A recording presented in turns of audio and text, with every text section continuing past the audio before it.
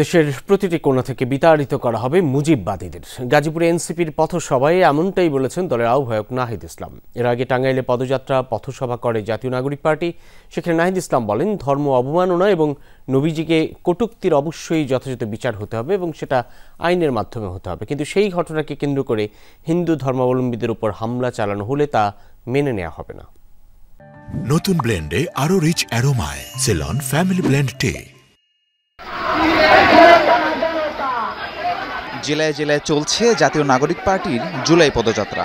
টাঙ্গাইলে গণঅভ্যুত্থানে নিহতদের পরিবারের সাথে সাক্ষাতের মধ্যে দিয়ে শুরু হয় এনসিপির আজকের কর্মসূচি।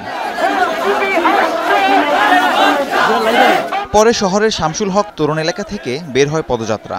বিভিন্ন সড়ক ঘুরে নিরালা মোড়ে পথসভায় অংশ নেন কেন্দ্রীয় নেতারা। সেখানে দলের উত্তরাঞ্চলের মুখ্য সংগঠক সার্জিস আলম বলেন, নতুন বাংলাদেশে চাঁদাবাজদের একটাই পরিচয়, তারা চাঁদাবাজ।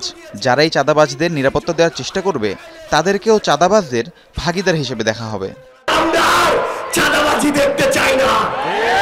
আমাদের কাছে চাঁদাবাজির একটাই পরিচয়, সেটা হচ্ছে সে চাঁদাবাজ। কোন ধরনের দলীয়, ব্যক্তিগত, অন্য কোন প্রভাবের প্রোটেকশন দিয়ে এই বাংলাদেশে আর চাঁদাবাজদের রক্ষা করা যাবে না। কেউ যদি চাঁদাবাজদের প্রোটেকশন দেওয়ার চেষ্টা করে তাহলে সেও চাঁদাবাজের চাঁদার ভাগীদার হিসেবে বিবেচিত হবে। এরপর গাজীপুরে পৌঁছায় এনসিপির গাড়িবহর।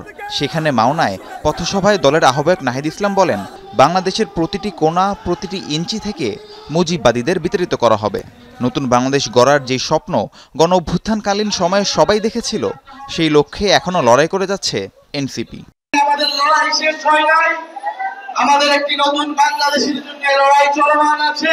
বাংলাদেশের 64টি জেলায় আমরা গিয়েছি, যাব, এবং আমরা ঘোষণা করেছি বাংলাদেশের প্রত্যেকটি ইঞ্চি মাটি থেকে আমরা মুজিববাদীদের বিতাড়িত করব।